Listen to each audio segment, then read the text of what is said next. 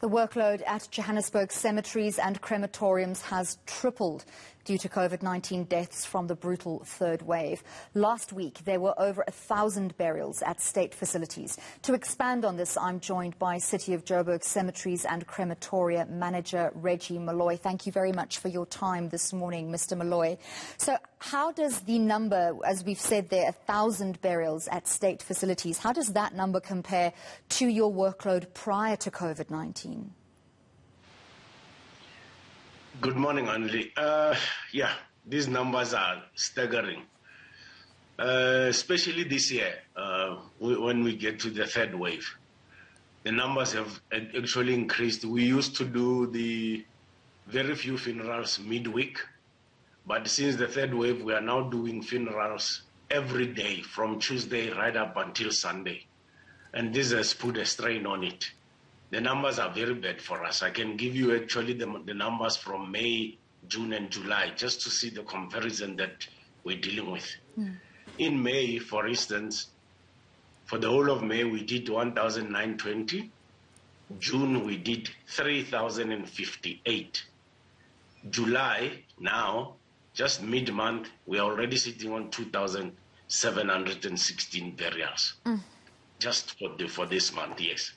That's staggering, Reggie. How are your facilities and your staff coping with these numbers?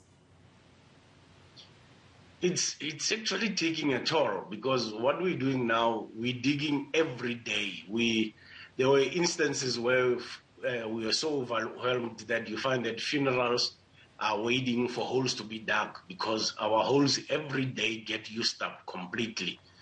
Now, we've actually increased our manpower to ensure that even after the funerals on Saturday or every day, people are digging to prepare. You know, we're digging till it's dark. That's the only time we can put ourselves so that we are ready for tomorrow when they come in. The numbers, for instance, for this weekend are also staggering, starting today. You know, Reggie, we're sitting at 100 funerals for today at Oliphant's Play. We're sitting at 56 at West Park for today, and Waterfall we're sitting at 48. Now you can imagine, compared to the numbers yesterday that were similar to the ones today. So we are very under pressure. And for the staff, we try and rotate them so that they are not at work every day, just to give them a chance to sleep a bit longer on the next day, and then they come in the following day. Reggie, are we running out of space to bury people in the greater Johannesburg area? Well, the comfort for us, Annalise, is that in Joburg, we're still fairly comfortable with the space because at the last count, we're still sitting at 1,016,000 burial plots in the city of Johannesburg that we can still use. And that includes the spaces that we are instructed by the province to keep aside should there be a need for either we do mass burials. Those spaces are still there also. Reggie, I'm thinking about your staff during this time.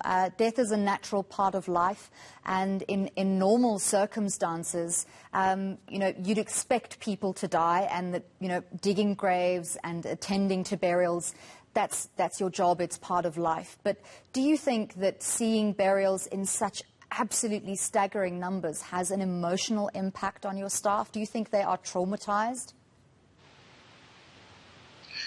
Well, it's difficult to tell, but being a human being, such depressing situations get to you. You might not be able to show it, These things always come to you late in life when maybe you are not even there, but currently it's a job for you that you need to do. So you just brave up and just carry on because it's a job that needs to be done right now facing you. Reggie, we saw unrest in the past week. The majority of it was focused in KZN, but we did see a number of incidents of unrest, violence and looting in Gauteng. Did any of that unrest affect your ability to provide funeral and burial services to people in the greater Johannesburg area?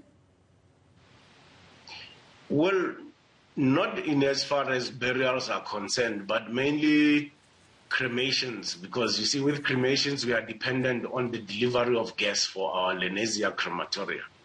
So we had a day that we were struggling with gas because since the arrival of the COVID, we've adjusted our ordering system We used to order our gas when it was 20%, but we had to adjust it to order just when it's 50%, so that we can have gas all the time to be able to cope with the numbers that are coming. So this week on Wednesday, we could not get delivery because our suppliers did not have enough security for them to get their vehicles out on site to deliver. We had to arrange with our Johannesburg Metro Police Department for an escort of the vehicle from the gas company to escort it to Lenasia, and that worked for us. You know, we're very grateful to our JMPD and the Afrox people who actually ensured that we get gas as long as we provided security. And right now, I can safely say we are able to cremate, yes. Well, thank you very much for your time this morning. It is a depressing topic, one many of us try and avoid, but it's a necessary topic. We do need to discuss the logistics. We were speaking there to City of Joburg Cemeteries and Crematoria Manager Reggie Malloy.